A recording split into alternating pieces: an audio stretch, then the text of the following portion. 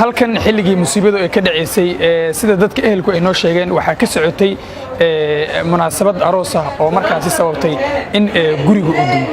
gurigan ayaa sida idin muuqda dhismihiisu waxa uu yahay dhismo qadiimi ah waana midda sababtay in gurigu uu dumo isla markaana halkan uu ka dhasho khasaare kala duwan oo u badan dhaawac soo gaaray dadkii halkan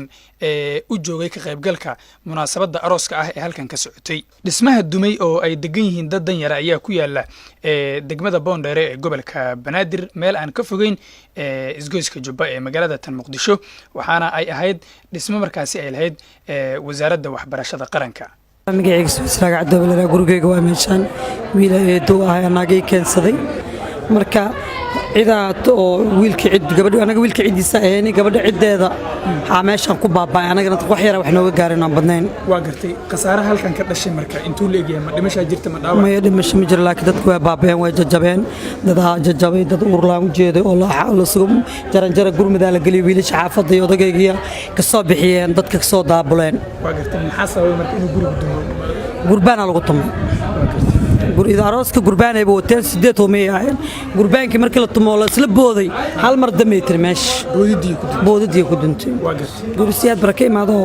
oo maxuu ahay lagu boodo maxaa malay kartaa luul cabdi diiriyaal ay dhahaa meesha xafladii aroos todobaan ku qabnay masiibadaana ka dhacday meesha lagu buraanburaayo hoose dadkii la go'an dhaawacna wax dhimasho laakiin ma jiraan dhaawac 20 kor u dhaafeen waana la qaaday wax jajabeen wax dhaawacmeen noqdeen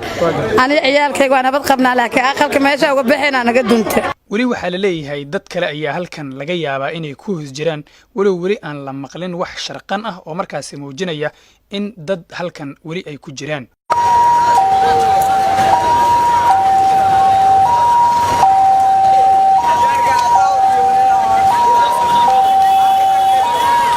gurmad kala duwan ayaana loo sameeyay dadka dhaawacyada oo ay ka soo gaareen gurigan halkan ku dumay welina dadka halkan jooga waxay ku wareersan yihiin xaqiijinta khasaaraha guud inta uu leeyahay gaar ahaan dhaawaca ka dhashay guriga halkan ku dumay.